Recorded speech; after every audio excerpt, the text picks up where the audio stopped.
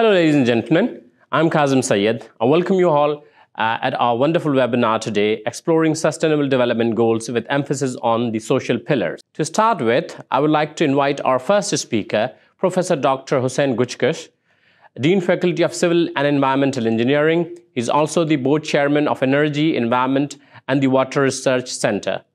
Professor Dr. Hüseyin Gökçekuş. Good morning.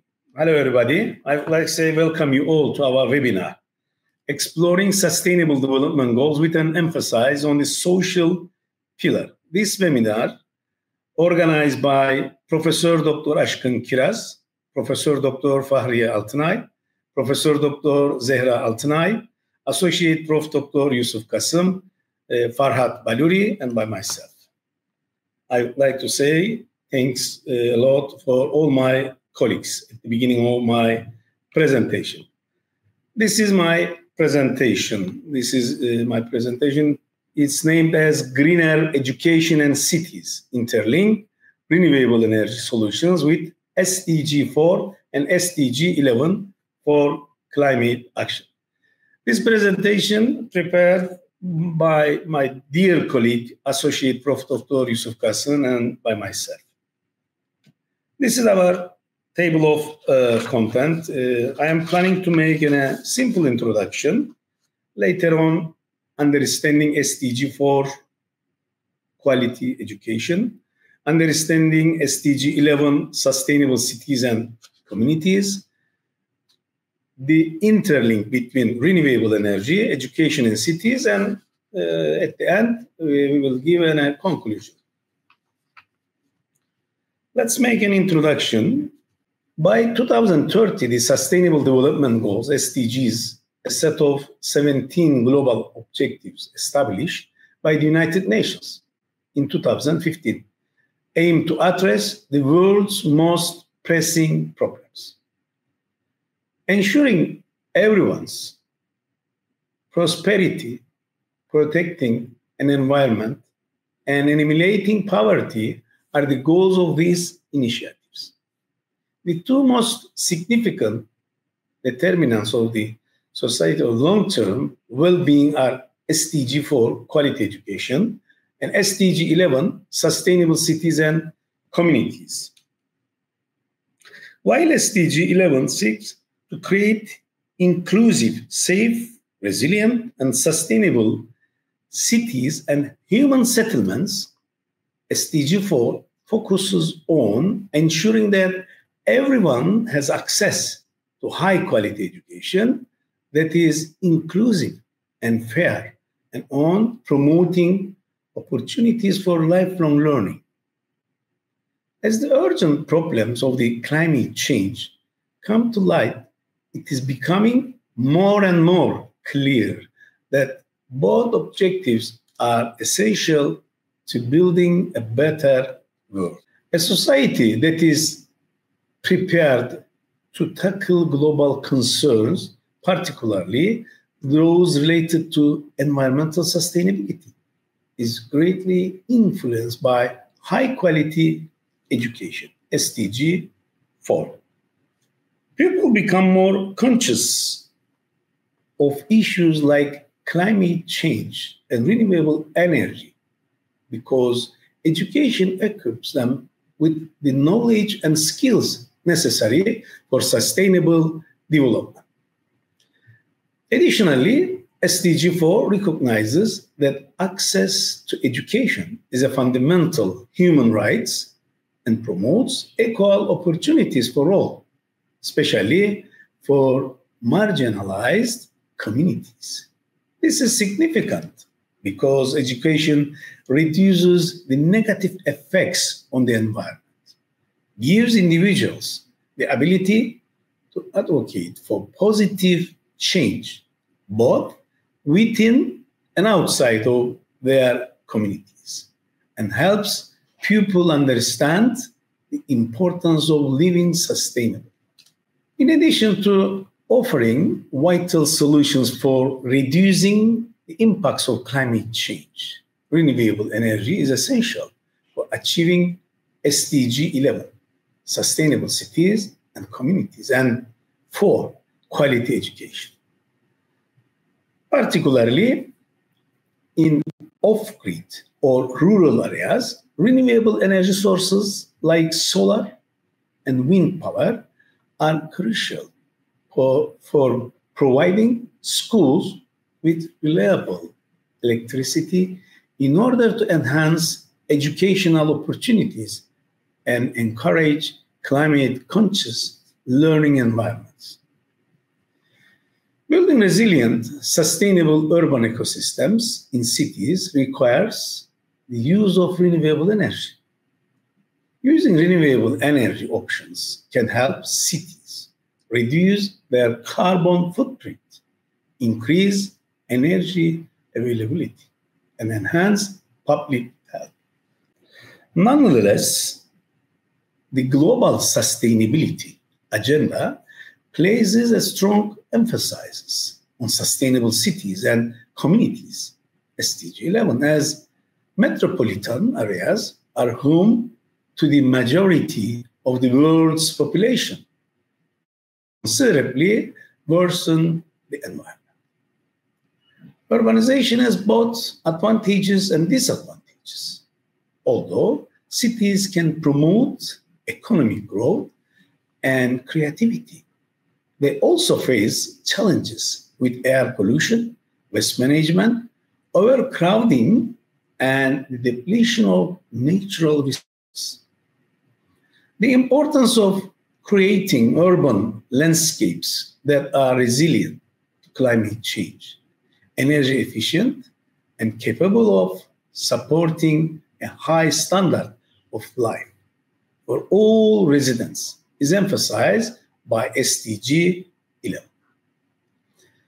Sustainable urban planning may make cities hubs for innovation, fostering renewable energy, green technologies, and resource efficiency. It is clear that rapid action is required given the gravity risks that climate change is already posing to the planet. Environmental changes, rising sea levels, and an increase in extreme weather occurrences pose a threat to urban and vulnerable populations. According to this viewpoint, SDG 4 and 11 are related with education, helping to raise public awareness of climate issues, and sustainable cities offering solutions for adaptation and mitigation. Through the integration of renewable energy into urban planning and education, the SDGs contribute to the sustainability and resilience of the globe for future generations. This is a new topic, understanding SDG 4, quality education. Importance of education in the Sustainable Development Agenda. Education is at the heart of the Sustainable Development Goals, particularly SDG 4, quality education, is essential to achieving the broader 2030 Agenda for Sustainable Development. Education equips people with the knowledge, skills, and critical thinking abilities necessary to address the issue of rapidly changing world, mainly those related to environmental sustainability. Through raising awareness of energy use, climate change, and the need for sustainable practices, education plays a critical role in fostering the behavioral shift required to avoid environmental deterioration. Climate change and environmental issues are major issues requiring for collaboration. Higher education people are better able to understand these challenges, adopt sustainable lifestyles, and support legislation that prioritize the environment. Through education, people can learn about renewable energy sources, energy conservation, and lowering their carbon impact. Higher education citizens are consequently more likely to support sustainable solutions, such as by endorsing renewable energy technology or participating in local environmental initiatives. Therefore, education's impact extends beyond the classroom. It empowers individuals and groups to take part in creating a more sustainable future. Renewable energy in education. One important role of renewable energy is to improve learning conditions, especially in places with poor access to electricity. Access to reliable and sustainable electricity is a significant barrier to education in many rural and impoverished areas. Remote schools usually employ expensive environmental harmful energy sources like cogeneration or diesel generators, which are both inefficient and harmful to the environment. Renewable energy is a cost-effective and sustainable option that can provide power schools and enhance education, while also achieving more general environmental goals. For example, solar-powered schools are growing in popularity around the world, particularly in South Asia and Africa, where energy remains hard to come by. Due to the installation of solar panels is detached schools, Kenyan students may now study after dark and use digital learning tools that were previously unavailable due to power shortages. In a similar way, solar energy has been used to power schools in remote Indian settlements, providing a cost-effective and sustainable solution to energy poverty. These examples show how renewable energy enhances school infrastructure and make learning more conducive for children. In addition to addressing energy availability, renewable energy also helps to reduce energy poverty. By converting to solar, wind, or other renewable energy sources, schools can drastically lower their energy cost. This makes money available for other educational projects, such as building empowerment, buying teaching resources, or recruiting more employees.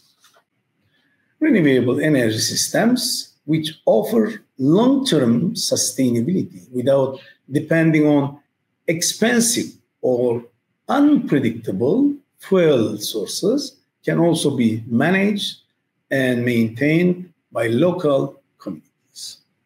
Integrating sustainability into education. Renewable energy can power school buildings and have a big influence on curriculum development and creating of sustainable culture. Incorporating renewable energy and sustainability ideas into the curriculum helps students better understand and address the environmental concerns they may face in the future. It provides young people with the information and self-assurance they need to start conserving energy. There are many programs that can be integrated into curriculum development that focus on climate change, renewable energy, and energy saving. Numerous educational institutions worldwide are educating students about solar, wind, and other renewable energy sources. Some are even building their own small-scale renewable energy facilities.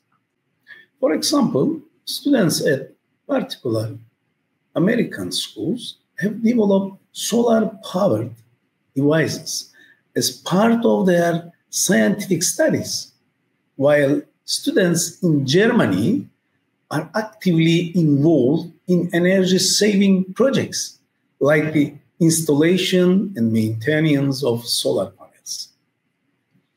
These engaging projects help students grasp sustainability and renewable energy ideas while also providing them with practical experience.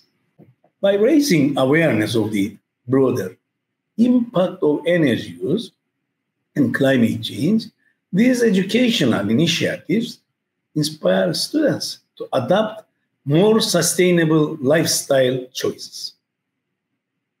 Along with gaining technical knowledge, students who study renewable energy technologies also cultivate an awareness of environmental responsibility.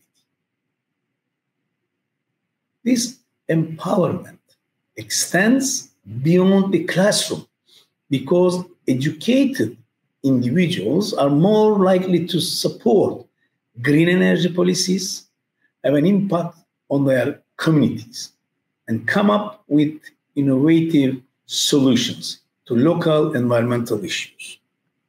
Another topic, understanding SDG 11, sustainable cities and communities.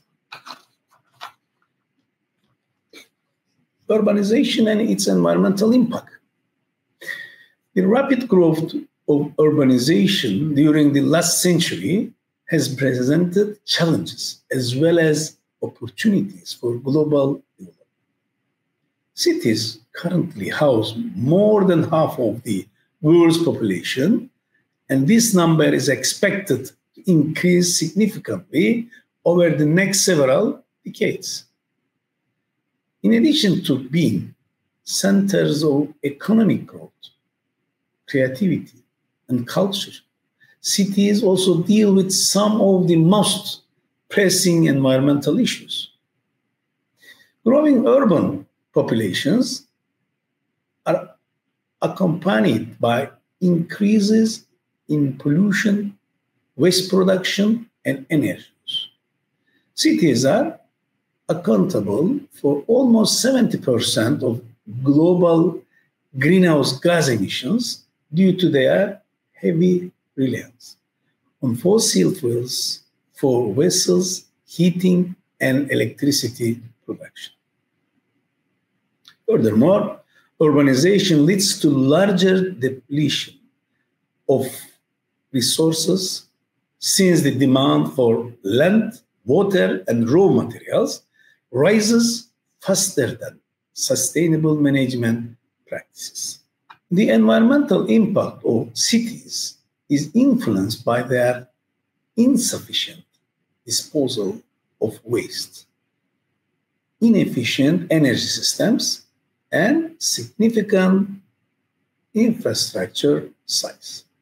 Fast urban growth blends with informal settlements that lack basic services like reliable electricity, clean water, and sanitary facilities in many cities, particularly in developing countries. The aforementioned challenges underscore the urgent necessity of a shift in urban planning, development, and governance that prioritize resources, efficiency, sustainability, and climate change resilience. Let's come another new topic, renewable energy as key solution for sustainable cities. Utilizing renewable energy is a crucial step in reducing the adverse environmental effects of urbanization. As cities seek to reduce carbon emissions and increase energy efficiency, renewable energy sources like solar, wind, geothermal, and biomasses can be extremely important. Solar energy can be captured, for instance, via integrated photovoltaic systems into building materials, large solar farms, and rooftop solar panels. Buildings can be heated and cooled using geothermal energy, which eliminates the need for conventional heating system. Besides, wind power is another viable alternative, particularly in coastal regions or communities with strong winds. Among the benefits of implementing renewable energy into urban infrastructure are less dependency on fossil fuels, decrease greenhouse gas emissions, enhance local air quality, and more reliable and resilient electricity supply for cities. For example, solar-powered water pumping systems can provide clean water to urban areas without grid connectivity, and solar-powered street lighting can save energy, cost, and improve safety. Additionally, solar rooftops on residential and commercial buildings can help stabilize the electrical grid and reduce property owners' energy bills by reducing peak demand. Smart cities decentralized energy system. The concept of smart cities in a new paradigm for urban development that uses digital technology to manage infrastructure, optimize energy consumption, and raise the standard of living for residents. In these cities, renewable energy sources are a perfect fit with the overall sustainability framework. For example, smart grids employ real-time data to control demand and optimize clean energy consumption, making it possible to distribute electricity from renewable sources in a more flexible and effective way. Community-based solar microgrids and other decentralized renewable energy solutions have a lot of potential in this area. These systems reduce dependency on centralized energy infrastructure and boost resilience to power outage and natural disasters by enabling neighborhoods or even entire communities to generate, store, and manage their own energy. Decentralized systems play a role in climate justice because they can supply renewable energy to underserved on off-grid populations that might not otherwise have access to reliable electricity. By allowing residents to participate in the production and delivery of energy, this system promotes economic opportunity and communal resilience. For instance, in remote Indian villages have been set up to provide electricity to people that previously relied on unpredictable and environmentally damaging sources like diesel generators and kerosene lighting. Greener urban planning and renewable energy infrastructure. In addition to producing energy, sustainable cities also depend on urban planning. Effective planning, including renewable energy infrastructure, can significantly reduce a city's environmental effect. Energy efficient public transit, green building standards, and sustainable urban plans that prioritize walking, cycling, and electric vehicle use are all part of this. By implementing energy efficient building rules, cities may reduce the energy usage of both residential and commercial structures, thereby enhancing overall sustainability. Case studies of cities that are leading the way in green urban design demonstrate how renewable energy may help build a more sustainable urban future. Towns that are leading the way in green urban development are used as case study to demonstrate that renewable energy can contribute to establishing a more sustainable urban future. For instance, Copenhagen has made large expenditures in wind power, district heating systems, and energy-efficient buildings in order to meet its ambitious goals of becoming carbon neutral by 2025. Amsterdam has also embraced smart city technologies by connecting EW charging stations and integrating renewable energy source into its infrastructure. In addition to investing in the district energy system that uses renewable resources to heat and cool communities, Vancouver has implemented a green building policy to ensure that all new construction meets stringent sustainability standards. Furthermore, innovative cities are continually establishing in place public transportation systems that rely on renewable energy, such electric buses and solar-powered trains. For example, the metro systems in Los Angeles is significantly reducing emissions and enhancing air quality by transitioning to an all-electric fleet. Now the important topic is here, the interlink between renewable energy, education, and cities. The significant synergy between education, sustainable cities, and renewable energy may help accelerate the achievement of SDG 4 and SDG 11.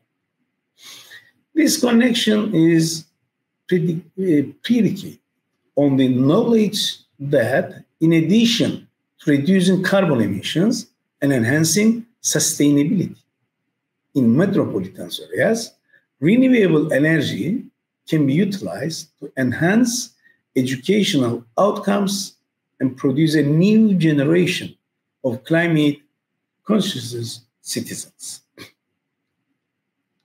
Access to renewable energy in schools improves the learning environment, while knowledge of renewable technologies promotes sustainable behavior and creativity in urban settings. This convergence offers a unique opportunity to create a cyclical impact. Renewable energy as a bridge between SDG 4 and SDG 11. One of the most important ways that renewable energy connects SDG 4 and SDG 11 is through its contribution to electricity delivery, especially in off-grid or energy-poor communities. Dependable power is essential to the operation of computers, lighting, and other equipment in educational systems around the world. A major barrier to providing high-quality education for many schools, particularly those in impoverished or rural areas, might be a lack of energy supply. Renewable energy technologies such as solar panels, wind turbines, and microgrids offer an economical and sustainable solution to these issues.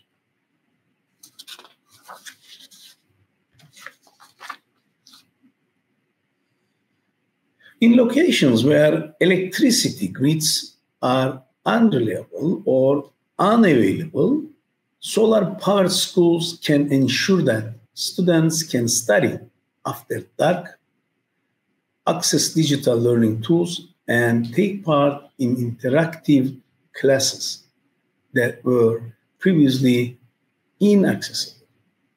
For example, students in many parts of Asia and Africa would not otherwise have access to online learning resources and can continue their studies into the evening thanks to solar-powered classrooms. This increased access to education helps break the cycle of poverty and gives students the ability to actively engage in the development of their communities by enhancing academic achievement and future economic opportunities.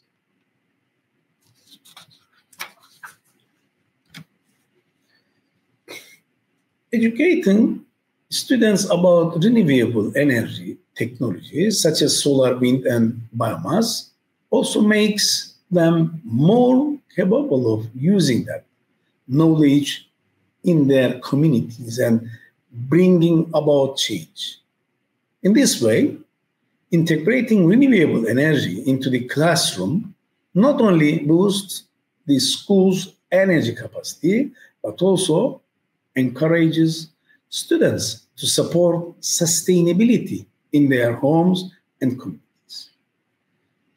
By learning about sustainability and renewable energy, students can develop more energy efficient behaviors, cut waste, and encourage greener behavior at school and in their communities.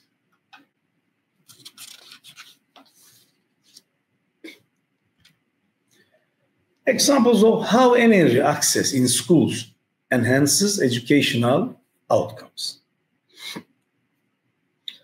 The use of renewable energy in schools improves learning results and the layout of more effective learning environments, going beyond simply providing electricity to pupils. Many countries throughout the world have found that students who have access to electricity perform better, particularly in subjects like science and technology that require digital learning materials.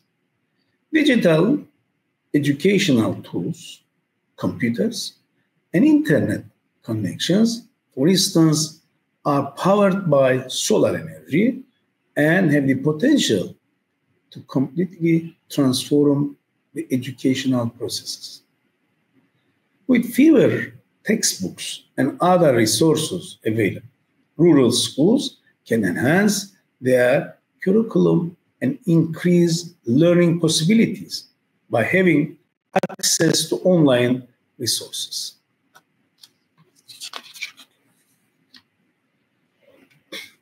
Numerous initiatives worldwide are demonstrating how educational initiatives and renewable energy projects may work together to affect sustainable change.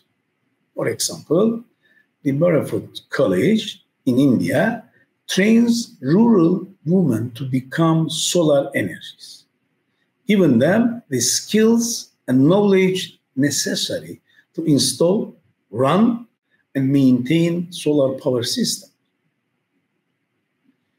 Many of these ladies return to their towns and schools and install solar energy systems that provide electricity to homes and schools. This is how education and renewable energy initiatives collaborate to create a sustainable energy future and empower local people via the transfer of knowledge and skills.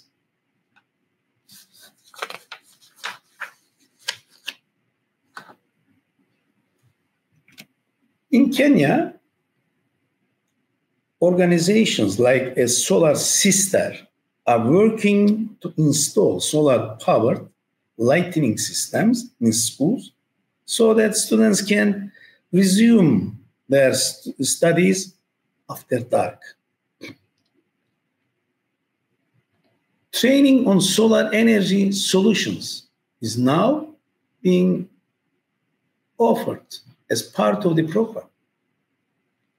This program offers both short-term educational benefits and long-term investment in creating a pool of skilled workers capable of assisting the region's growing renewable energy sector.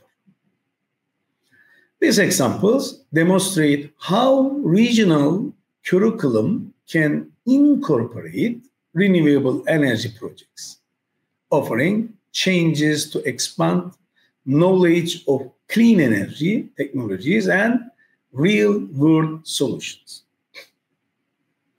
Schools and other educational establishments involved in renewable energy projects frequently act as training grounds, giving students practical experience that will benefit them in their future jobs, whether in the renewable energy industry or other professions requiring technical competence.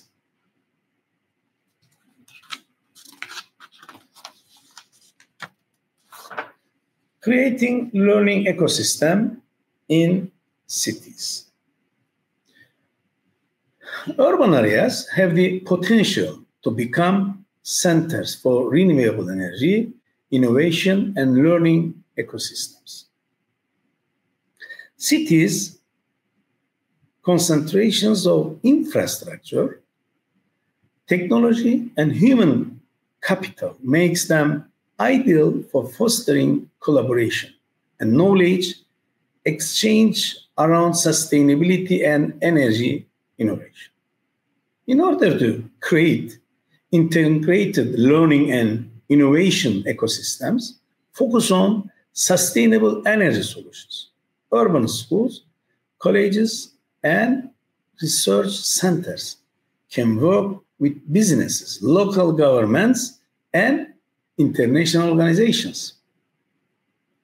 Urban farms that run on renewable energy or community solar projects that involve students and local are two examples of how cities can combine experiential learning opportunities with real-world applications of renewable energy. Initiatives such as New York City's Solar One Learning Center provide educational programming on solar energy and sustainability, outreach opportunities, and practical training for students and residents.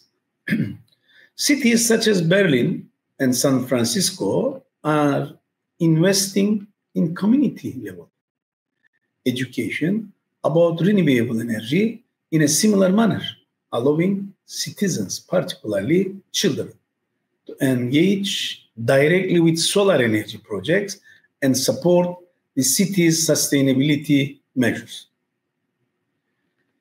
Schools are not just only energy consumers in many cities. They are becoming active participants in the local energy system. For example, increasing numbers of schools are installing solar panels on their rooftops, allowing them to generate clean energy independently, save operating costs, and even feed excess energy back into the grid.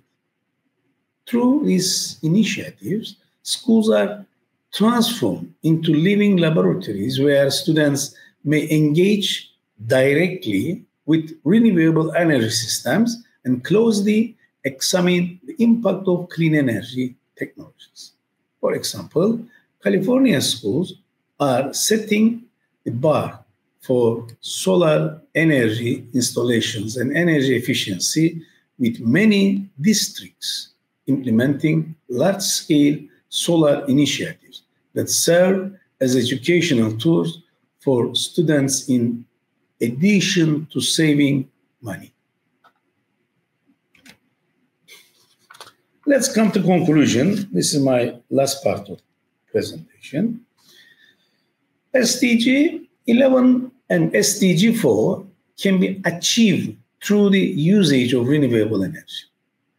By bringing clean, reliable electricity to schools, particularly in undeserved and off-grid areas, renewable energy promotes learning opportunities, enhances learning environments, and equips students with knowledge they need to combat climate change.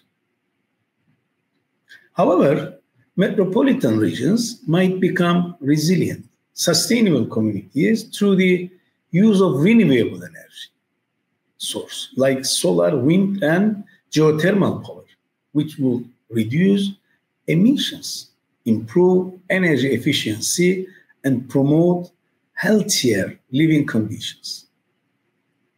It is essential that urban growth, energy, and education work together to build a more sustainable future for all.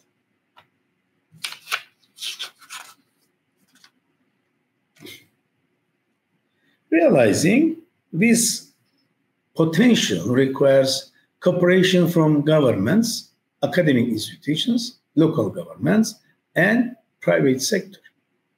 By promoting urban sustainability initiatives, integrating clean energy into school curriculum, and investing in renewable energy infrastructure, we can create the foundation for a more resilient and ecologically friendly future. The time has come for all sectors to collaborate in order to harness renewable energy solutions, construct sustainable energy efficient cities, and provide the information and tools necessary for everyone to thrive in a rapidly changing world. Future developments will depend on our capacity to collaborate in order to foster positive change. Thank you very much for your attention. Thank you, Professor Dr. Hüseyin Gökçekuş. We move to our next speaker.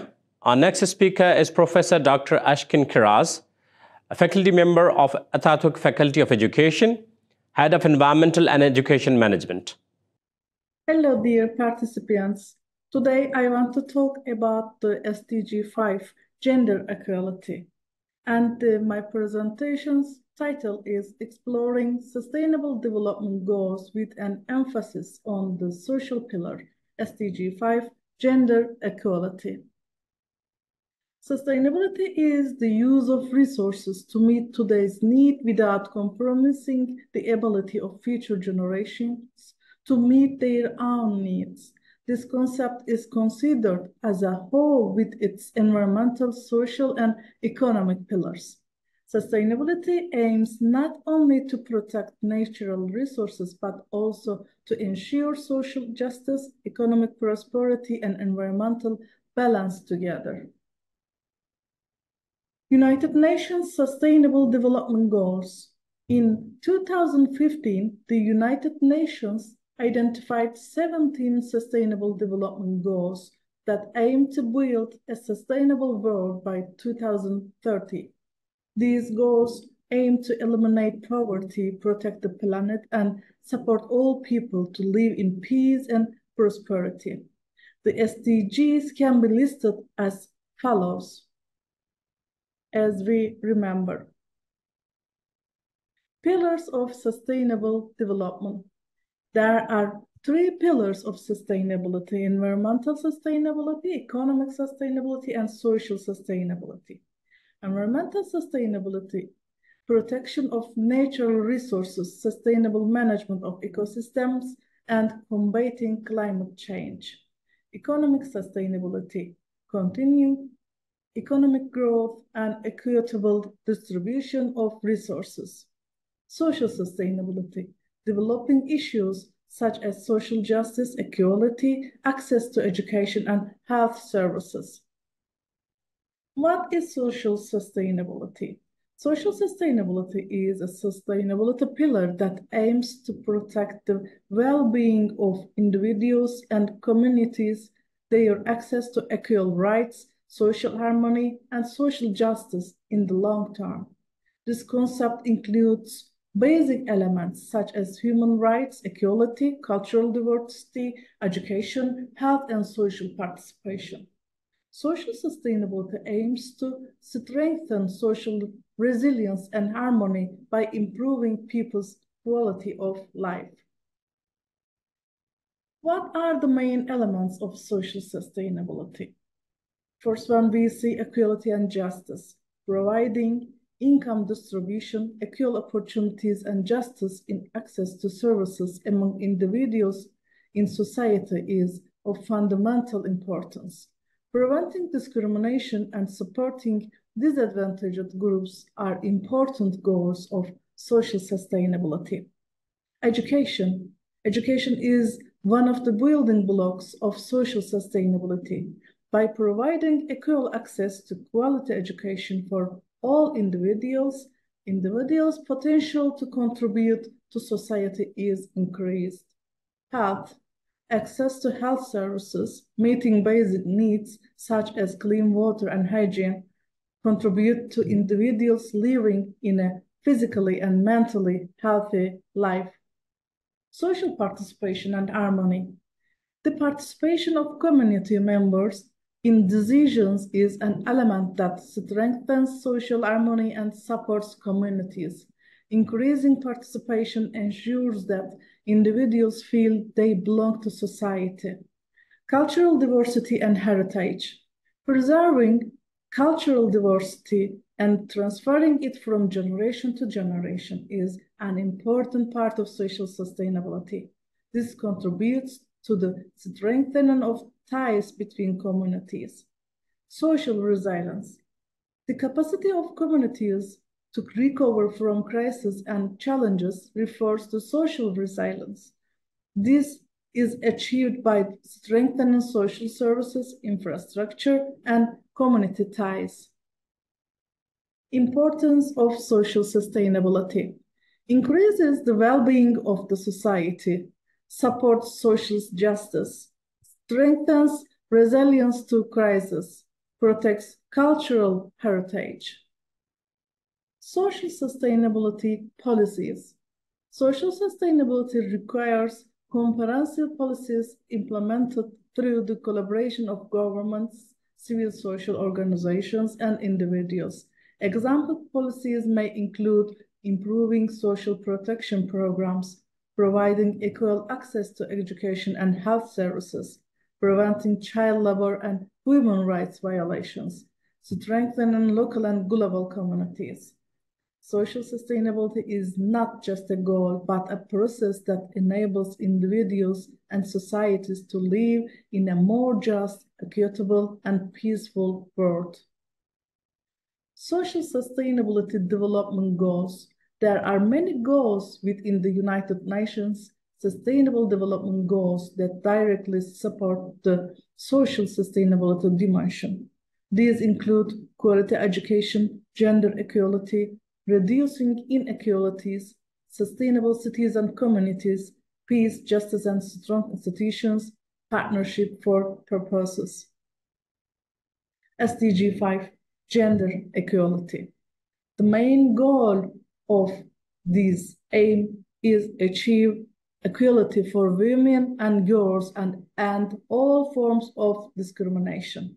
The objectives are equal representation of women in leadership roles and all forms of violence against women, eliminate wage inequalities, increase women's access to education, health, and employment. Gender equality is a fundamental requirement for social justice and social development. Targets and indicators. Target 5.1, and all forms of discrimination against all women and girls everywhere. Target 5.2, eliminate all forms of violence against all women and girls in the public and private spheres, including trafficking and sexual and other types of exploitation. Target 5.3, eliminate all harmful practices such as child, early and forced marriage, and female genital mutilation. Target 5.4, recognize and value unpaid care and domestic work through the provision of public services, infrastructure, and social protection policies, and the promotion of shared responsibility within the household and the family as nationally appropriate. Target 5.5, ensure women's full and effective participation on equal opportunities for leadership at all levels of decision-making in political, economic, and public life. Target 5.6, ensure universal access to sexual and reproductive health and reproductive rights as agreed in accordance with the Program of Action of the International Conference on Population and Development and the Beijing Platform for Action at the outcome documents of their review conferences.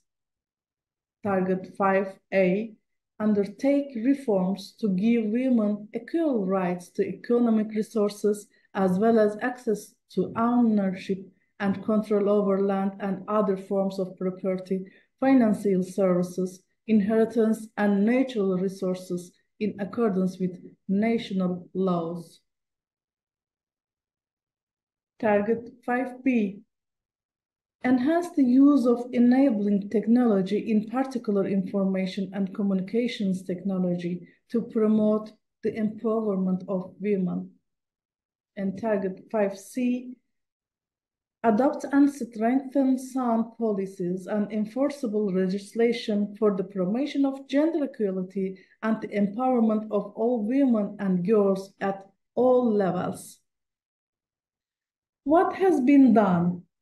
Key elements of work and progress in various countries to achieve SDG 5 include eliminate discriminatory laws. In some countries, discriminatory laws have been reviewed and improved to promote gender equality. For example, Rwanda has taken a significant step towards social equality by increasing women's representation in parliament. However, many countries continue to have discriminatory practices in terms of equal pay or marriage rights, and violence and exploitation. Spain has implemented comprehensive policies and public awareness campaigns to prevent violence against women. However, many countries around the world lack adequate legislation against violence and exploitation. And child marriage and female genital mutilation. India has implemented awareness projects in partnership with local communities to reduce child marriage. However, the COVID-19 pandemic has slowed progress towards this goal and increased the number of girls at risk of child marriage. Empower women in decision-making. Norway has been a leader in implementing a quota system to increase women's participation in decision-making. However, women's political participation remains low globally. Financing and policies for gender equality. Canada has developed innovative mechanisms for budget tracking and resource allocation to achieve gender equality goals.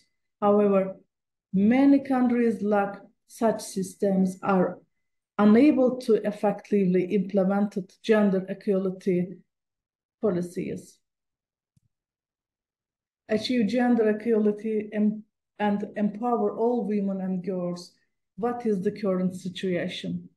The world is not on track to achieve gender equality by 2030. Out of goal 5 indicators, 15.4% on track, 61.5% at a moderate distance, 23.1% far or very far off track. At the current rate, it will take 300 years to end child marriage, 286 years to close gaps in legal protection and remove discriminatory laws, 140 years to achieve equal representation in leadership in the workplace. Legislated gender quotas are effective to achieve equality in politics. Women's representation in Parliament, 2022, 30.9% countries applying quotas, 21.2% countries without quotas. Nearly half of married women lack decision-making power over their sexual and reproductive health and rights. 1 in 5 young women are married before their 18th birthday. According to the United Nations 2024 reports, the latest situation is as follows. Progress towards gender equality is clearly off track. Harmful practices like child marriage and female genital mutilation are decreasing, but not fast enough to keep pace with population growth. Gender parity, especially in women's participation in public life and managerial roles, remains distant. At the current rate, achieving gender parity in managerial positions will take 176 years. Many women still lack control over their sexual and reproductive health, and violence against women persists.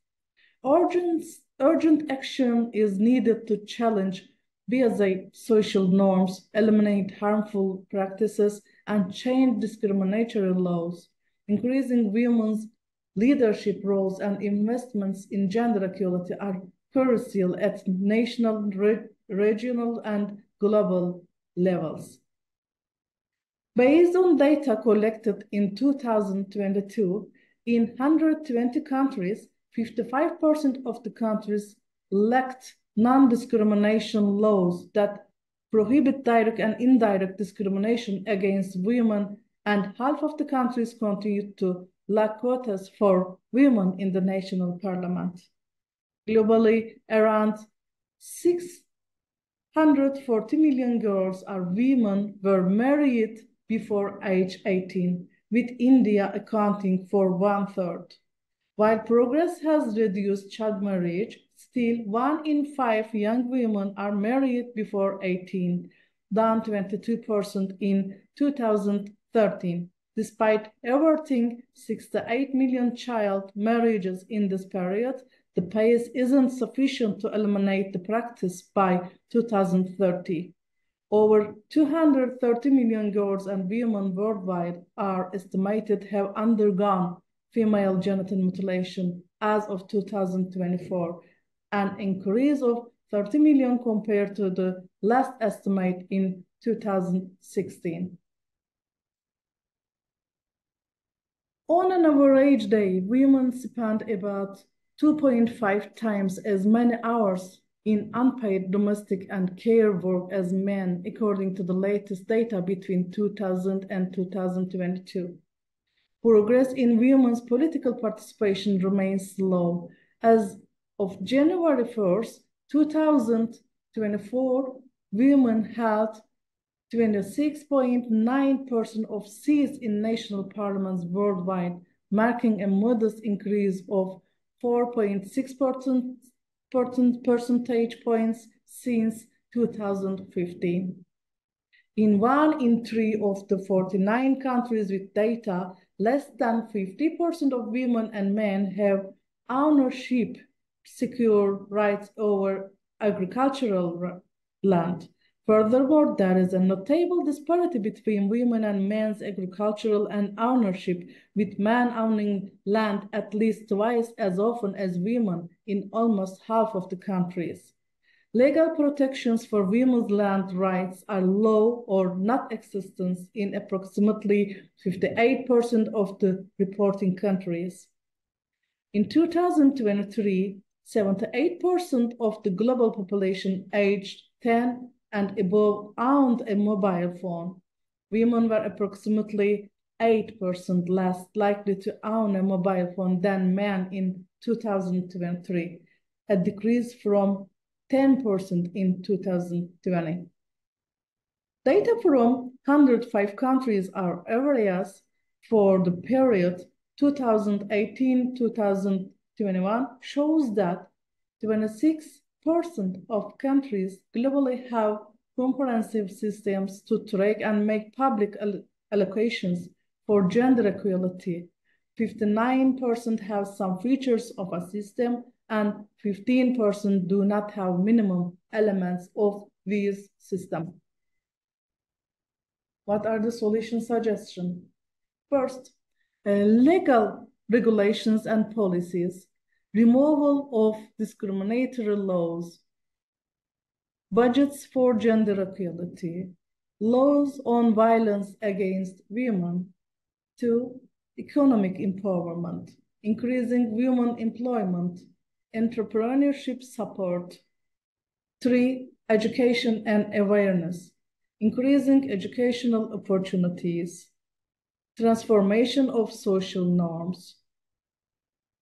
And 4, including women in decision-making progress, increasing political participation.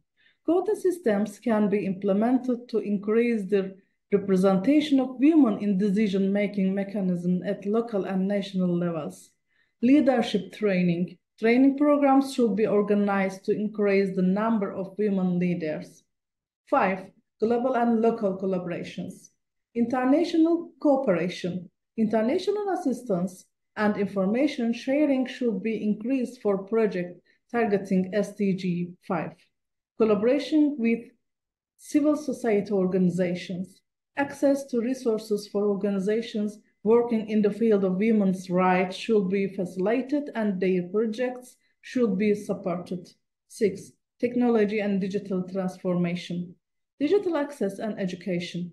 Women should be provided with access to technology and encouraged to acquire digital skills. Technologies that close the gender gap. Digital literacy programs and entrepreneurship opportunities for women should be developed. These are my references, and thank you for your participation. We move to our next speaker, Professor Dr. Fahriye Altınay, faculty member of Atatürk Faculty of Education, Head of Computer Education and Instructional Technology Department, Vice Director of Institute of Graduate Studies, and co-chair of Societal Research and Development Center.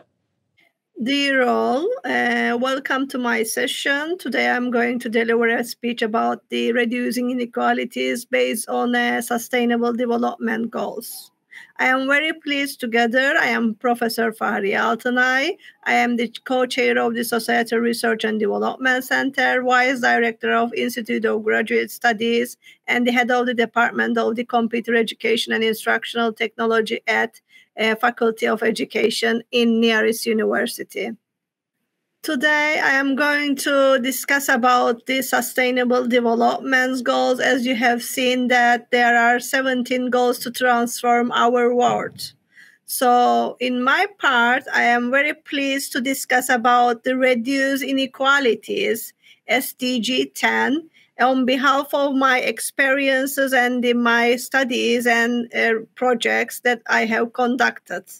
As all we know that the target is transforming our world by the development of the actions and projects all together.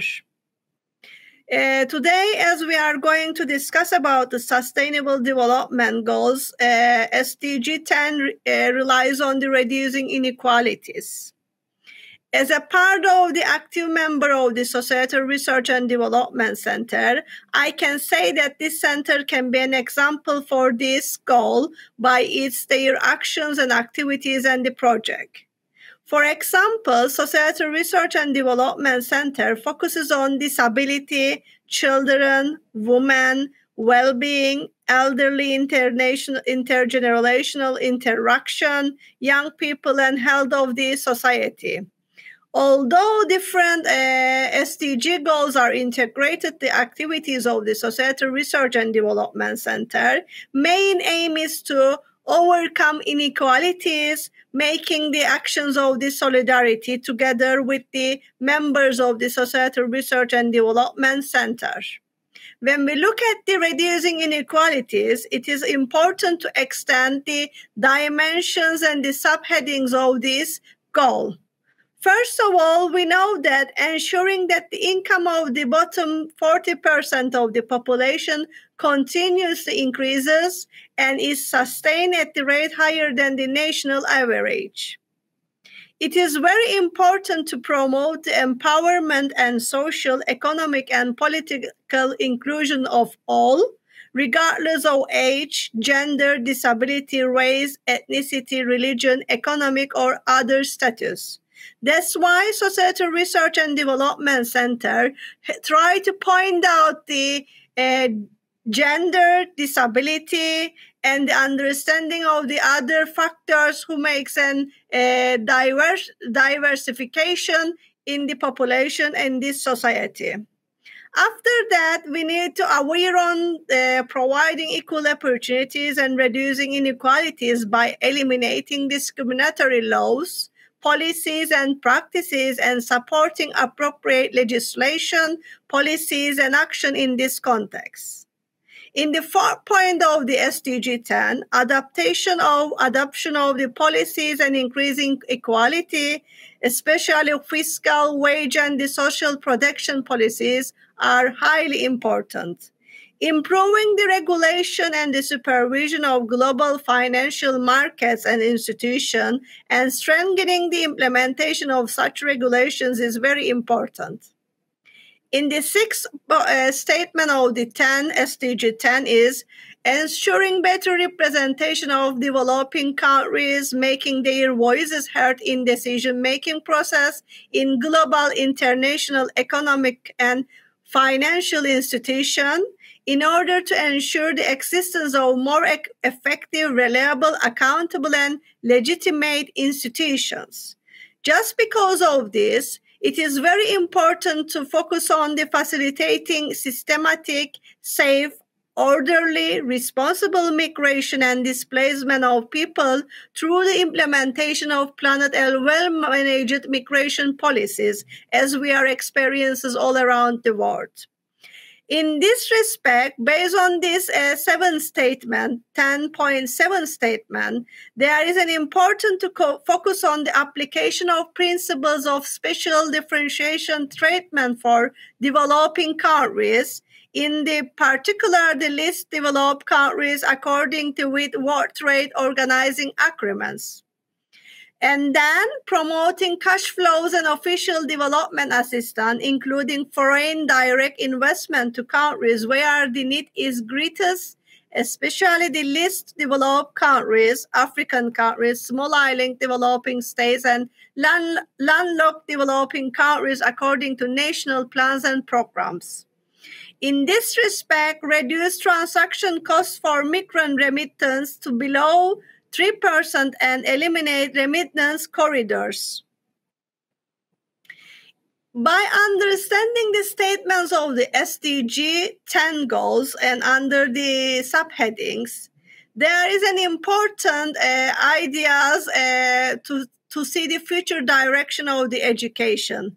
All we know that the education is the key element to understand how reduced inequalities can be achieved.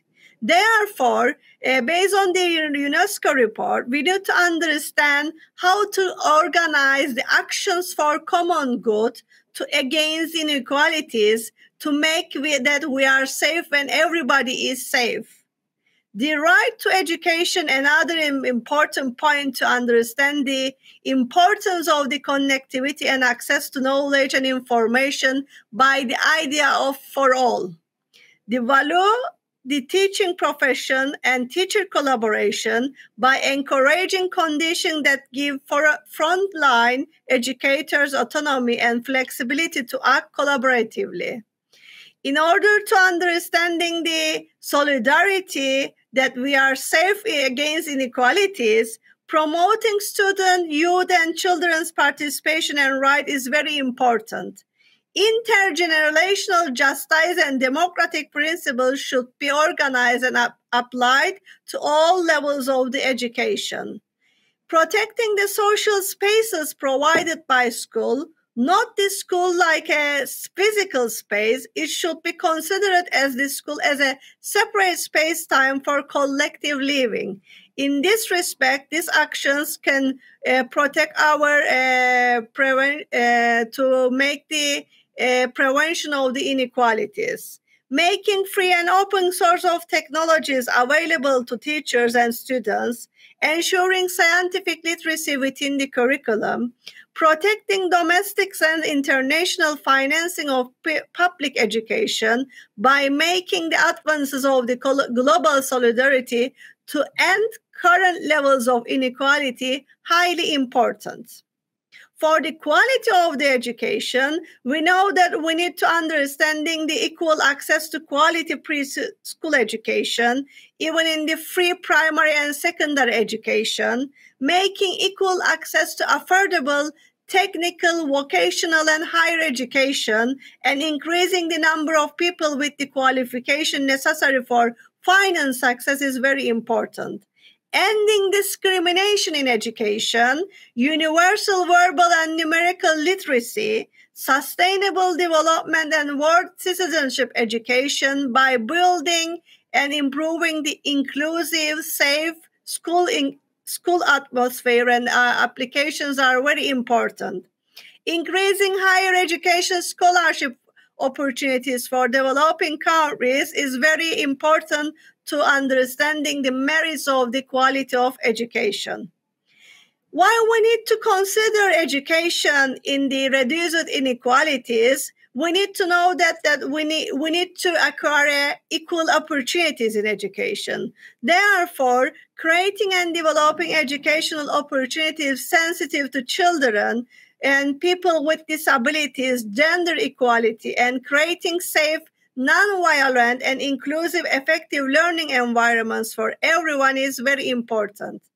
For the developing countries, especially least developed countries, small island developing states, and African countries, have the opportunity to enroll higher education in higher education programs, covering vocational programs and information and communication technology programs, technical programs, engineering programs, scientific programs in developed and other countries should be considered. Significantly, we need to increase the scholarship offering by globally, and in our university, we are trying international collaboration among teachers, and giving opportunities of this scholarship to make easy access to their higher education or equal opportunities in higher education. Accessibility is another factor should be considered, how to understand and how to apply reduce inequalities. Therefore, in all levels of education and in societal life, we need to understand the roots of the accessibility to make all services for all. For example, it is very important to apply how people with disabilities to use these services based on the accessibility, even in education, even in the societal services. For this respect, we have a societal project example of accessibility on behalf of the Societal Research and Development Center, and we made a guide for the cities how to make an accessible tourism services. And this guide book can be facilitated to understanding the services for all by underlining the reducing inequalities. And in this success criteria of guidebook, we try to increase the accessibility consciousness, creating social awareness, increase service quality by making collaboration between services. And in this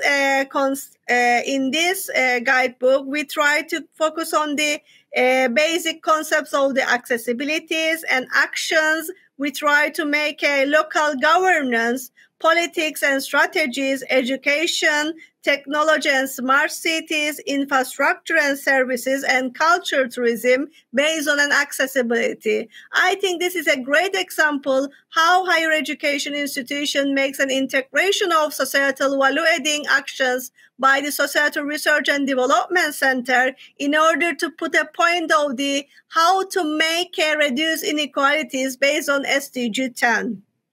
We have conducted panels and seminars about the inclusive education from different partners from different parts of the world. And in these activities, we put an emphasis on human resource, accessibility, materials, inspection for development, how to make inclusiveness and accessibility in order to reduce inequalities. For the social innovation and the future for quality of life, we need to understand the basic of the social values.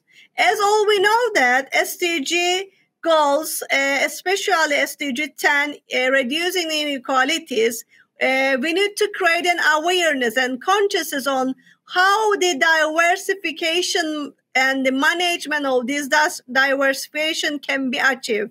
In this respect, we need to transmit the values and give the importance of the social values and make the understanding that it is a social production and values depends on culture and social structure and what we like and say good in our life, exactly our values. So we need to, in education, to make the awareness of the values in order to understand that it is acceptable to make an understanding for all.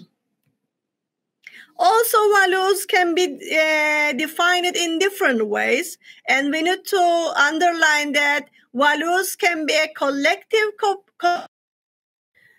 in this perspective, in reducing inequalities, we need to understanding the importance of the values, that is a collective conception of what is considered good, desirable, proper or bad, or understandable, improper in a culture. So the making the roots of culture, what is acceptable, good for everyone as a priority, we need to show how can be the solidarity and diversification management can be achieved. Therefore, ethics is very important to here to make a right behavior for all among the people in all around the world. So that's why we need to understand what is education. We need to satisfy individual and societal needs to change the behavior of expected manners in a lifelong process, and it is planned action for everybody. In the global agenda, we need to address that SDG SDG goals are very important to make the solidarity among the people. Therefore, when we look at the SDG 4, we can see another integration of the SDG 10, that to ensuring equitably quality education and promote lifelong learning opportunities for all. This message shows us, even in the education, roots of the education, we need to make an effort to understand how to make an actions to reducing inequalities. Again, we know that the artificial technology is a part of the emerging technologies, which makes attempts to make equality in education. It is very important to use AI technologies to ensure equitable and inclusive access to education. Therefore, we need to understand the role of the teachers is transmission of the knowledge by making younger generation. Within this transmission of the knowledge, we need to understand that we need to increase the consciousness of reducing inequalities in the roots of the education and the values and the culture. Therefore, we need to make a broader understanding the ethical questions and relate to roots of the social values and the cultural values to understanding inequalities and the sharing perspective. In general, we can say that in reduced inequalities can be seen in the different SDG goals. For example, in the health and the quality of life, you can see in the SDG 3, there is an indication that we need to understand and ensure universal access to reproductive health services. And again, we need to understanding how to establish a universal health coverage system to make the inclusion of the protection from financial risk, access to quality primary health care, access for all to safe and effective quality and affordable essential medicines and vaccines. This is another SDG, but even within the SDG goals, there is a key points to understand how to reduce inequalities.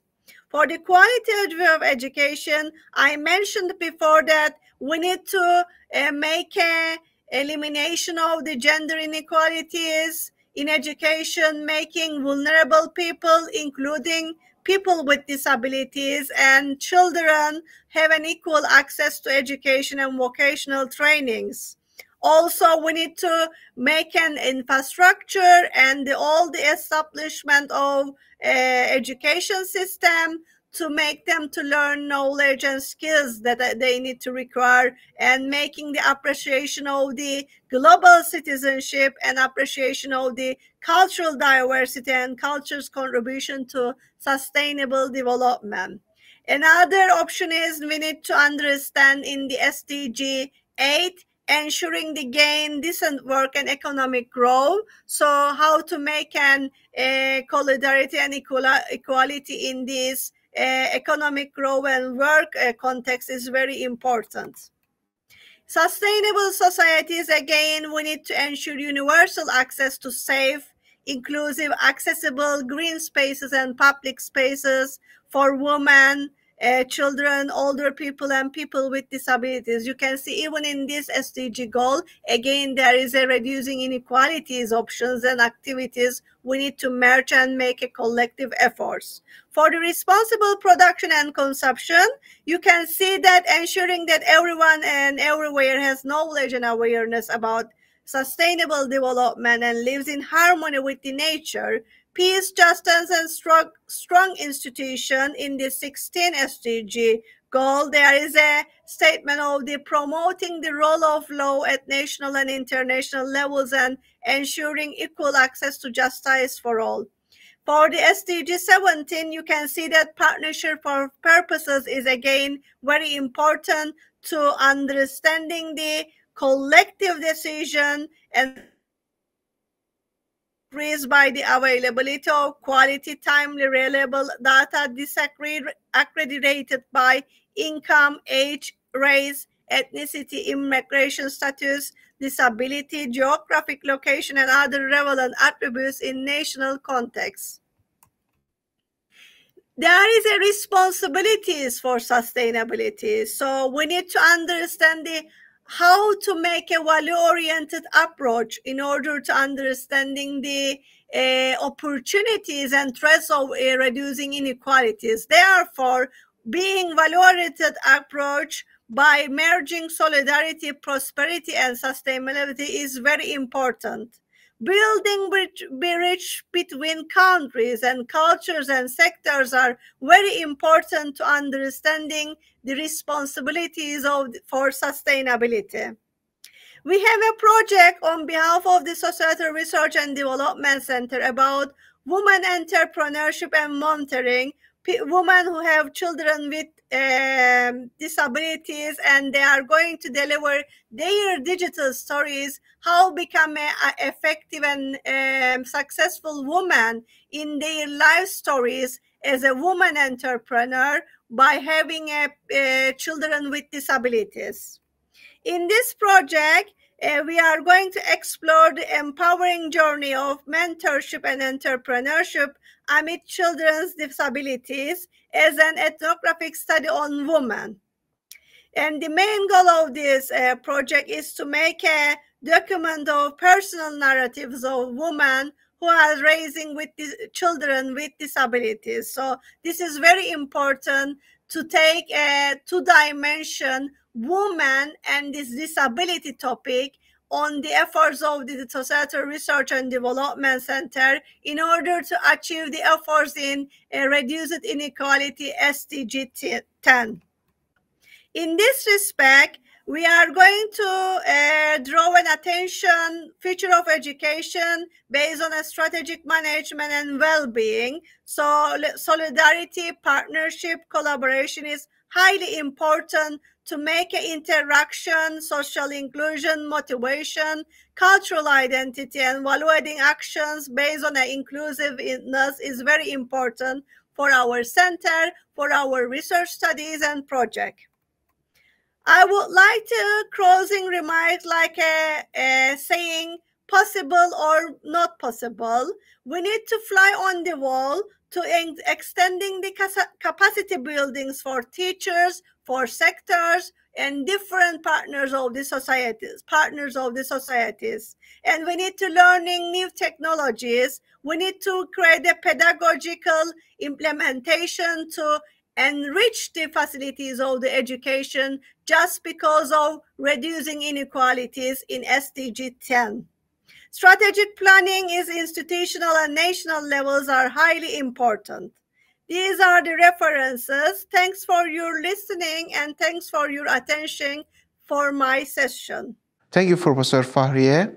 I would like to invite our next speaker, Professor Dr. Zehra Altınay. She is a faculty member of Atatürk Faculty of Education, Head of Educational Science Department, Chair of Societal Research and Development Center. For Partnership for Goals SDG 17, on behalf of the Social Research and Development Center, I am Professor Dr. Zehra Altınay. I am going to present and share my reflection on Partnership for Goals SDG 17. I am head of the Educational Sciences Department from Near East University. Strengthening the means of implementation and revitalize the global partnership for sustainable development goals is important to underline the partnership between the goals, and we can move forward to the success in the synergy of sustainable development goals when we create a global partnership for sustainable development. In terms of Sustainable Development Goals for the Partnership of Goals SDG 17, the first target one is the mobilize the resources to improve domestic revenue collection. What it means, it is strengthening domestic resource mobilization, including through international support to developing countries to improve the domestic capacity for tax and other revenue collection. When we realize the target 1, and when we implement the target 1, we can move forward to target 2, which is implement all development assistance commitments. Developed countries to implement fully their official development assistance commitments, including the commitment by many developed countries to achieve the target % of gross national income for official development assistance. So providing and encouraging to considering the target to provide at least 0.20% to least developed countries is very efficient and very important to implement target 2. In target 3, mobilize the financial resources for developing countries. In order to implement and in order to get success on target 3, we have to concentrate on mobilize additional financial resources for developing countries from multiple resources. In target 4, assisting developing countries in attaining the debt sustainability is very crucial. In this perspective, assist developing countries in attaining long-term debt sustainability through coordinating policies aimed at fostering debt financing, debt relief, and debt restructuring as appropriate, and address the external debt of highly in-debt poor countries to reduce debt distress is very crucial in the target 4. In the target 5, invest in least developed countries is very crucial as well. In terms of target 5, we have to be concentrated on adopting and implementing investment proportion regime for least developed countries as well. In target 6 is consider the knowledge sharing and cooperation for access to science, technology, and innovation. In all organizations and institutions, in terms of global and national levels, we have to be focused on knowledge sharing and cooperation for access to science, technology, and innovation in order to create partnership for goals. In this respect, we have to access to science, technology, innovation, and enhance knowledge sharing on mutually agreed terms, including through improved coordination among existing mechanisms, in particular at a national level and global level, through global technology facilitation mechanism. In another target, we have to be concentrated on promote sustainable technologies to developing countries as well. In this term, promote the development, transfer, dissemination, and diffusion of environmentally sound technologies to developing countries on favorable terms, including on consensual and preferential terms, as mutually agreed is very crucial. When we move to another target, we can see that strengthening the science, technology, and innovation capacity for least developed countries is very crucial. Therefore, we have to be concentrated on technology bank and science, technology, and innovation capacity building mechanism for the least developed countries. And we have to turn attention on use of enabling technology, in particular formation and communication technologies. In the target 9, it is the term of enhancing SDG capacity in developing countries. What we mean by enhancing capacity in developing countries is that enhance international support for implementing effective and targeted capacity building in developing countries to support national plans to implement all sustainable development goals, including through North-South, South-South, and triangular cooperation all around the world. When we target and when we implement 9 targets in terms of partnership for goals, we have to also concentrate on particular aims within the SDG 17. The first one is the promote a universal trading system under the World Trade Organization. This is because it is important to promote a universal rule-based, open and non-discriminatory and equitable multilateral trading system under the World Trade Organization. Another sub-aim we can underline and increase the export of developing countries. This is also very crucial between the countries, especially for the developing countries, increasing the exports of developing countries to share of global export all around the world. The next one is the remove the trade barriers for least developed countries as well. Timely implementation of removing the barriers, trade barriers for the developed countries is very crucial. That cause also organization decisions, rules of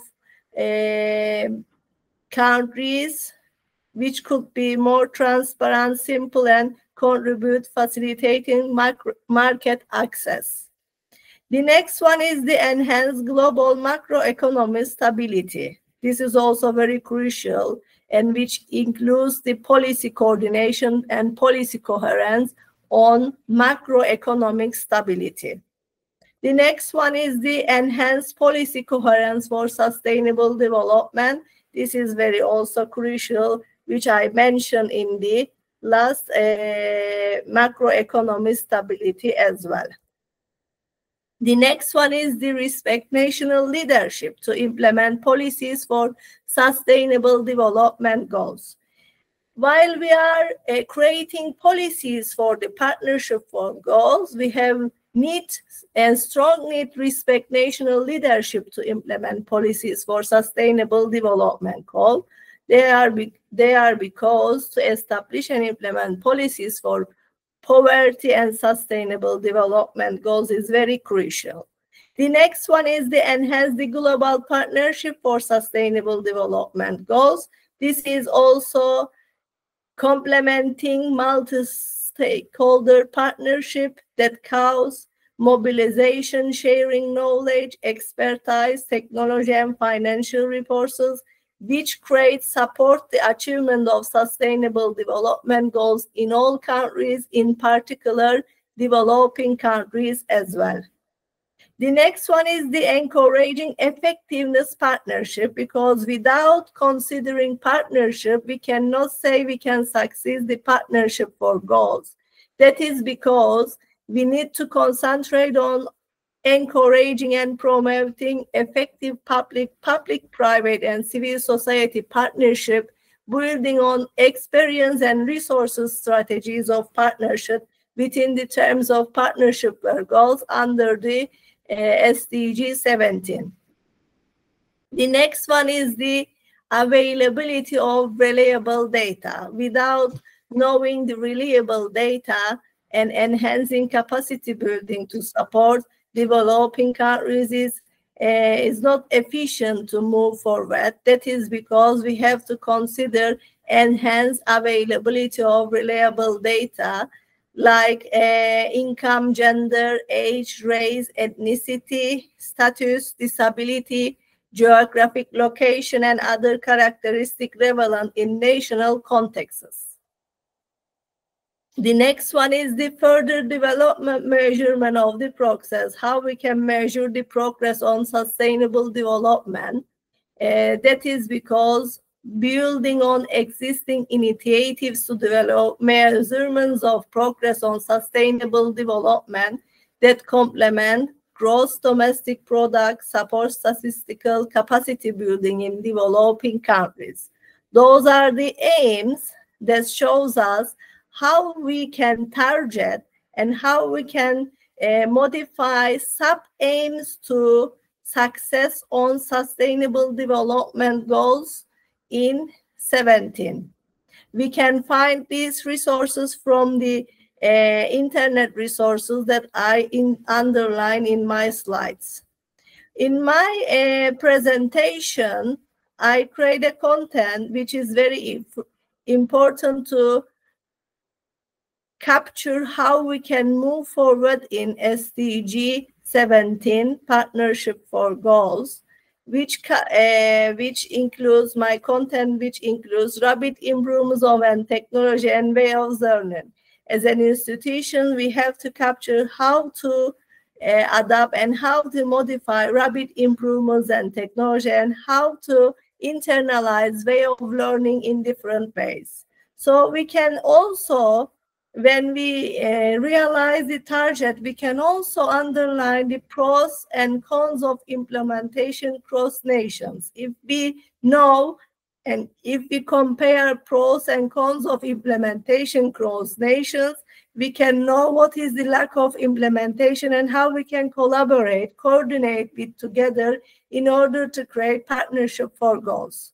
So I have one metaphor in here for future, starfish metaphor, which is reflect the renewal of the implementations. And I have to underline managerial leaderships, organizational culture and climate in order to move forward for partnership for goals.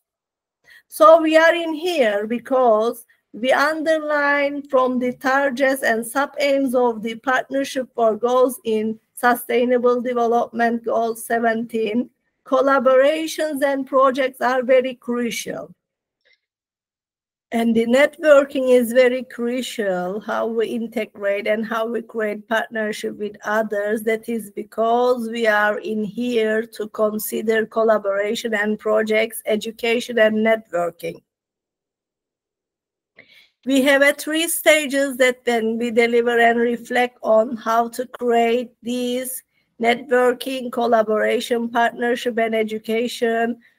The first stage includes information technology and innovation and difference, capturing culture and communication necessities. The second one is the quality strategy, how to foster quality strategy, change and transformation. And of course, we have to internalize digital environments in all institutions. This third stage is the new technologies and the considering management and creative leaders in implementing partnership for goals. So accepting of new changes, creating a difference and catching quality is the stages of how to proceed and implement partnership. Before implementing partnership, we have to accept new changes. We have to create a difference and catching the quality at the end.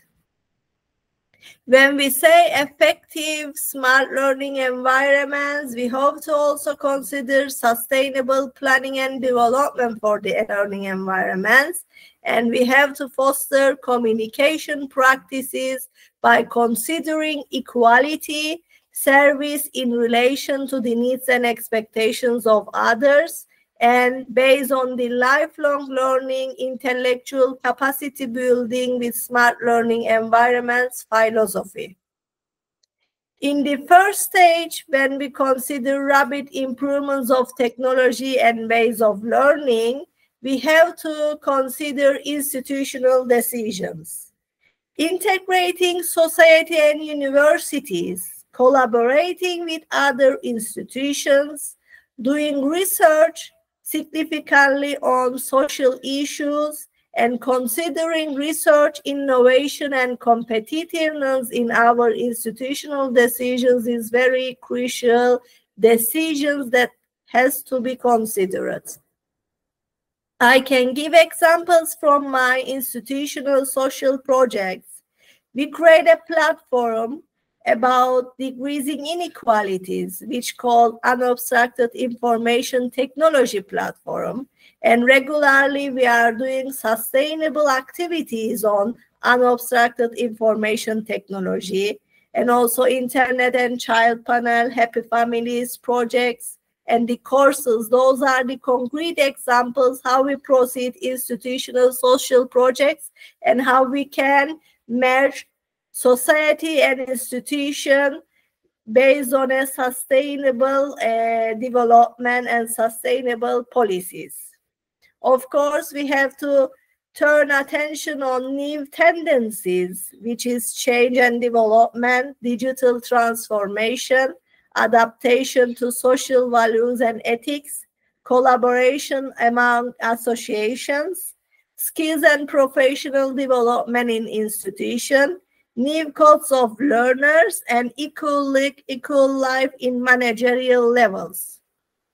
We have butterfly effect on our lives based on a considering clear and understandable language, paying attention on needs and expectation, development on academic and transferable skills of the all sectors, and provide value for the future is very crucial.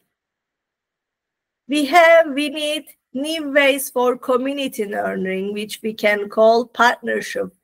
And the partnership which should include integrative experience, inclusiveness, differentiating framework for the social values and for social issues in the life.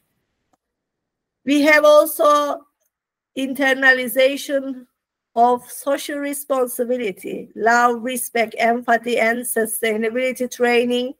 And between the colleagues, we have to increase more attention on sharing, because sharing is caring is sharing.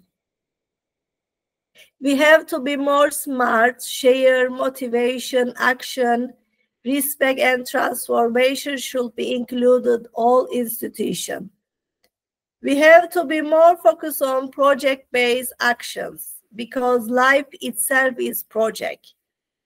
All projects should include universal design principles, equal look, equal life, and universal values within the project-based action.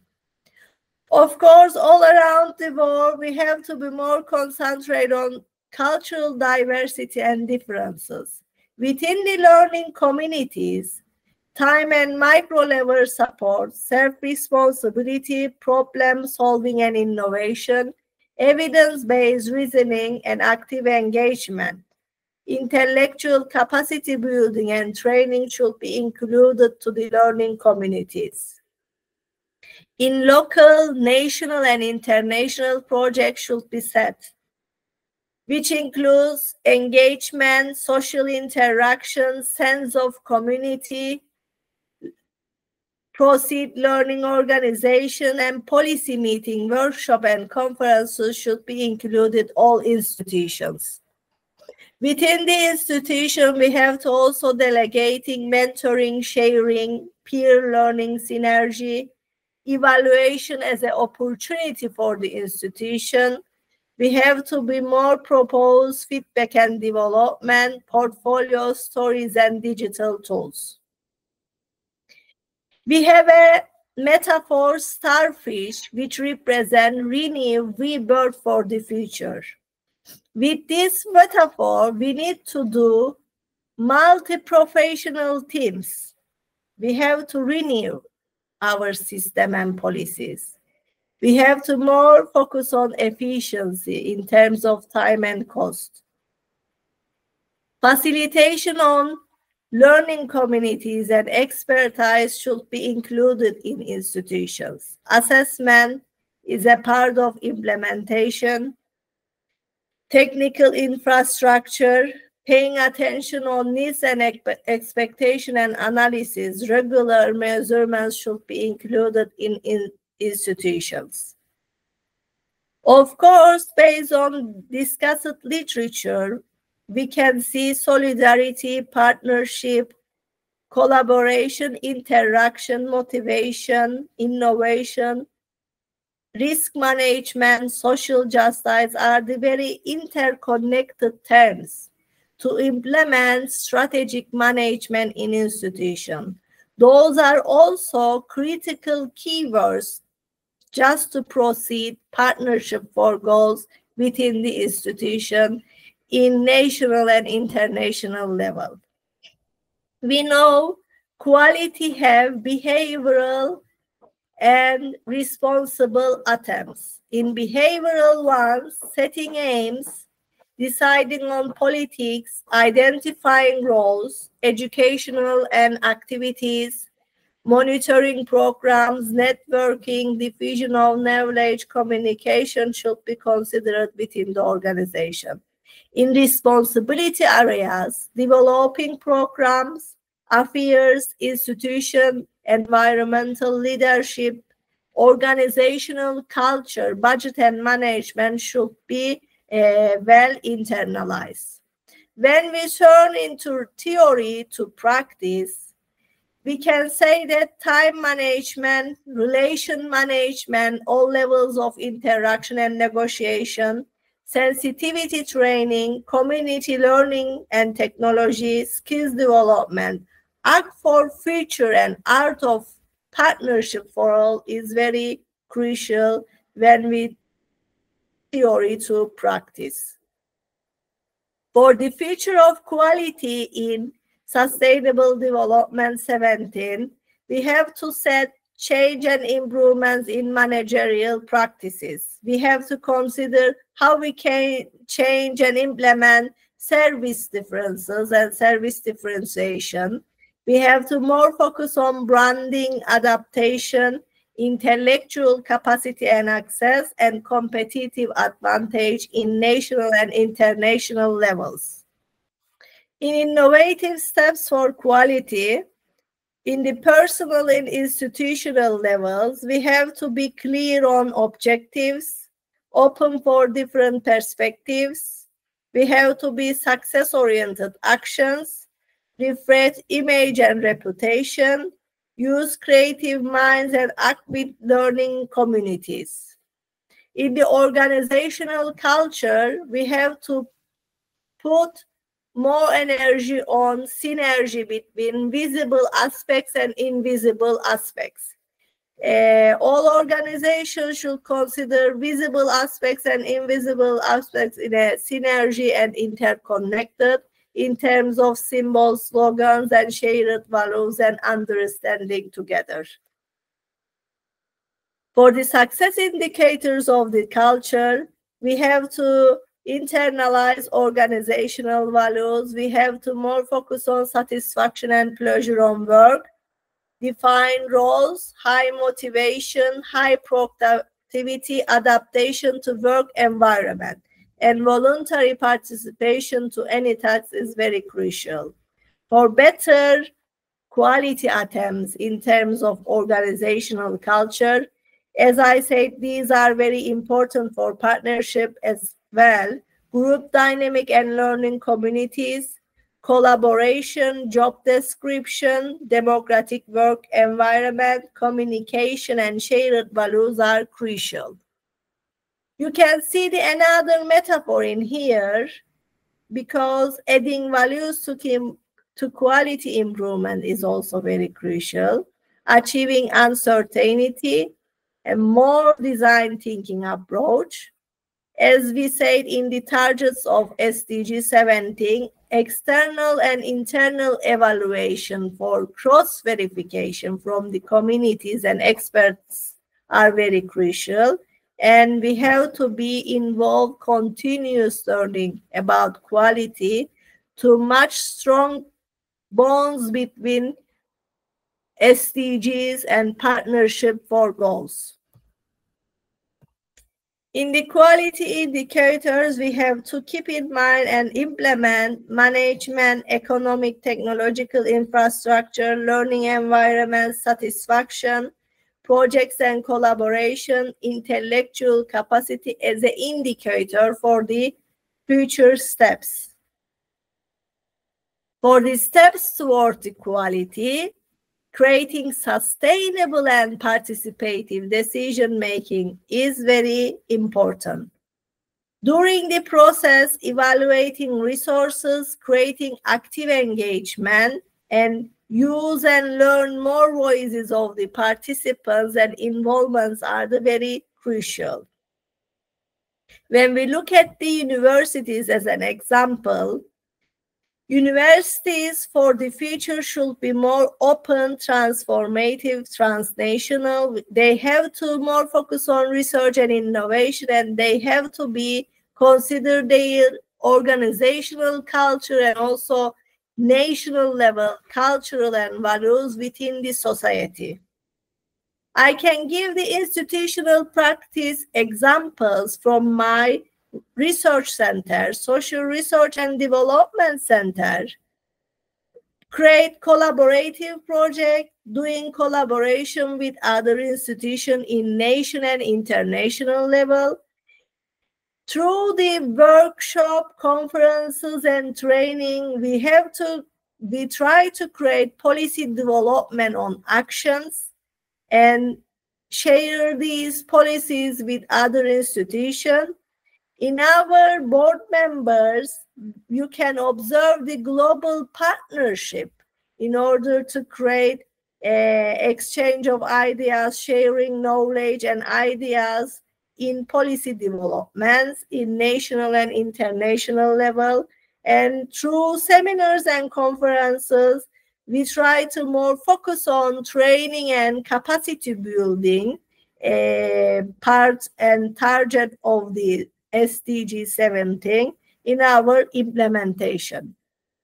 When we say turning this vision into reality, we are capturing enabling frameworks. We try to create adequate investment.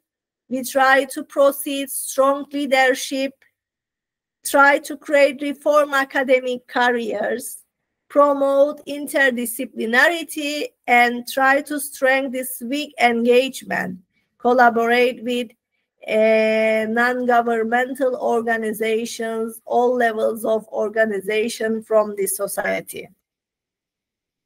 For the partnership and collaboration, social interaction, our self-responsibility as an academic, and discourses and the negotiation with other institutions are the success factors of our implementation.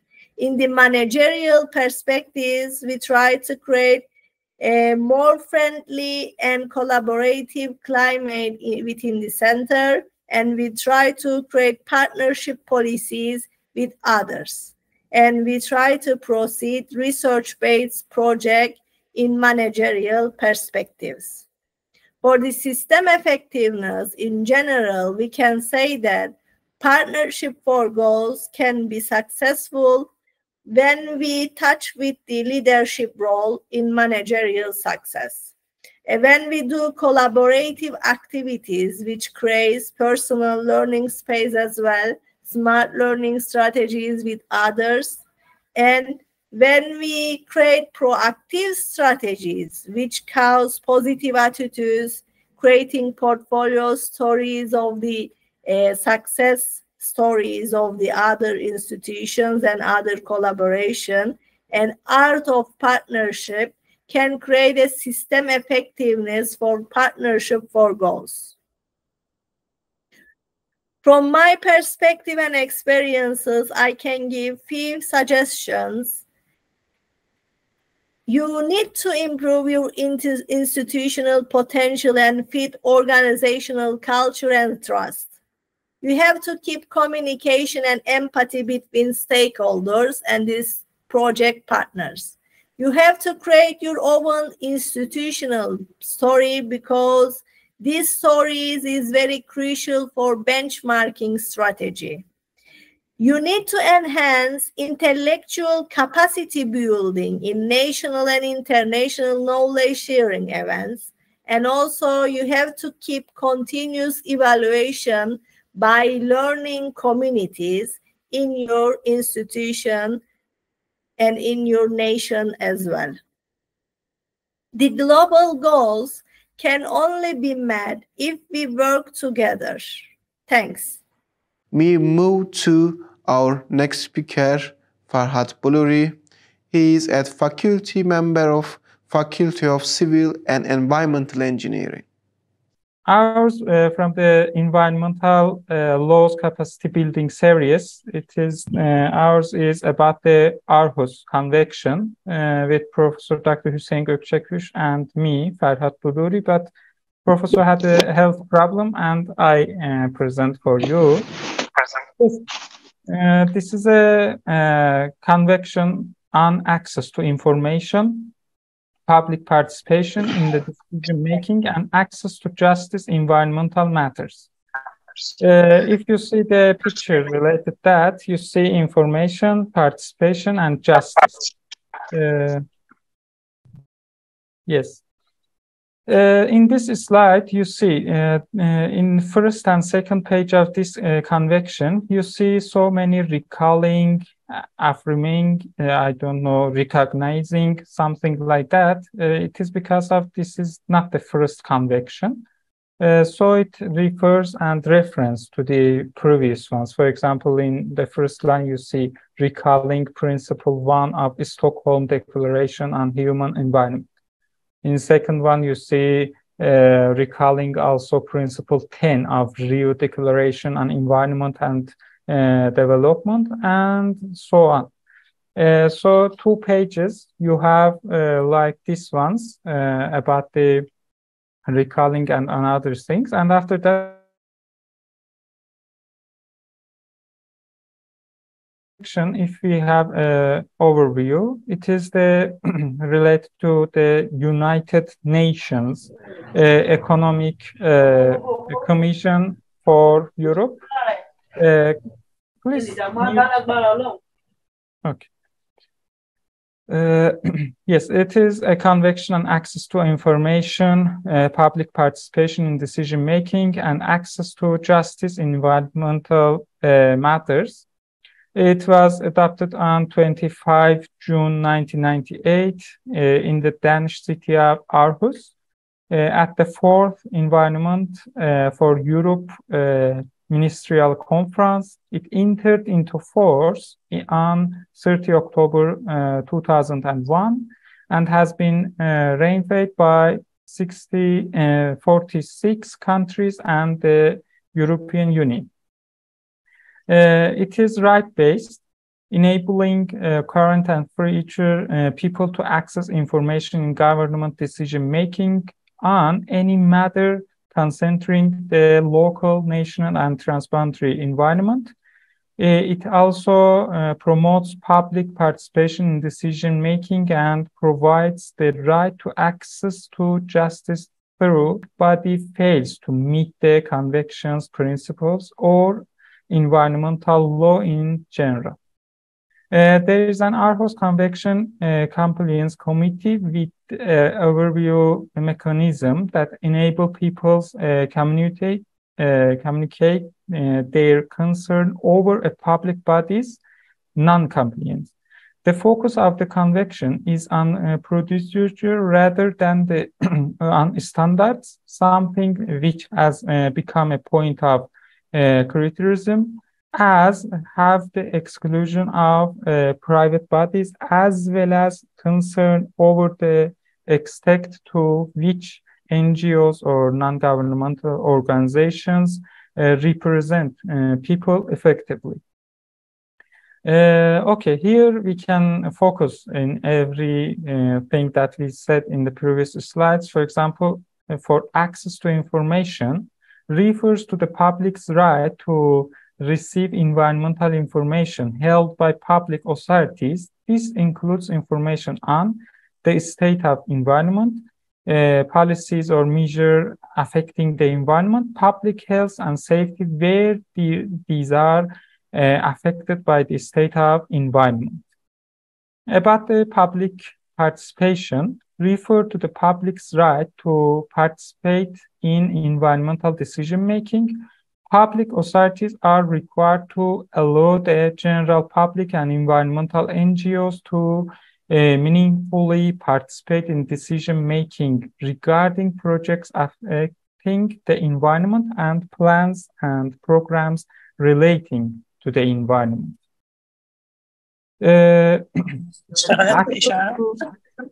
Access to justice refer to the public's right to review by a court or another independent body to ensure that public authorities respect the rights to access to information and public principles and environmental law in general.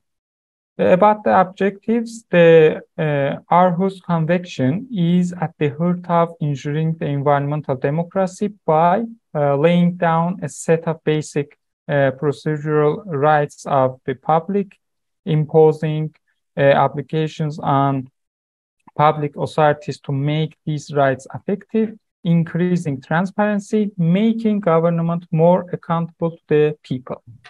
As a conclusion, the subject of convention goes to the heart of a relationship between people and governments. The convention is not only an environmental agreement, it is also a convention about government accountability, transparency, and respectiveness. It grants the public rights and imposes on parties and public authorities obligations regarding access to information and public participations and access to justice. Moreover, the Aarhus Convention is also foregoing a new process for public participations in the negotiation and implementation of international agreements. For more information, if you like this convention and getting more information about it, you can go to the unece.org and the address that I shared with you, and in there you can see the more information about this convention, what happened previous, what is the status of now, and what are they planning for the future. And for any information, you can email to Professor Dr. Gökçekuş or me, Farhad Bolouri. You can see farhad.bolouri@new.edu.tr. We can share with you any other information. Thank you, Mr. Farhad, and thank you everyone for your participation. Hope to see you in our next webinars.